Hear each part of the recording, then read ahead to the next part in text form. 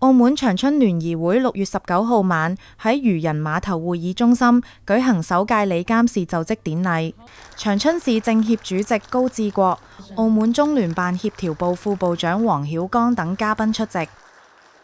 會長鄺偉文、理事長黃麗雲、監事長鄧婉玲、秘書長林丁丁等理監事成員迎接。喺中華總商會副會長賀定一見證下，鄺偉文帶領全體成員宣誓就職。我們澳門長春聯誼會一直在搭建溝通的橋樑，然後呢，過去我們團隊把很多長春的企業家帶到澳門，通過我們的澳門特有的優勢，我們有國際的視野，也有國際的展覽，我們透過MIF， 透過我們中華總商會的一些平台，透過我們所有的企業家工商聯的平台，我們把企業帶到澳門，通過澳門這個平台，在灣區發光發亮發熱。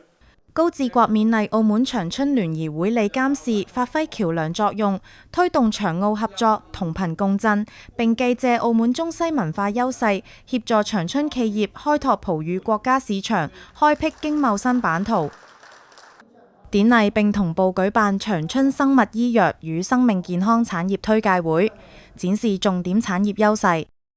咁未來呢，我哋咧更加多嘅具體呢，就喺未來帶領一啲新嘅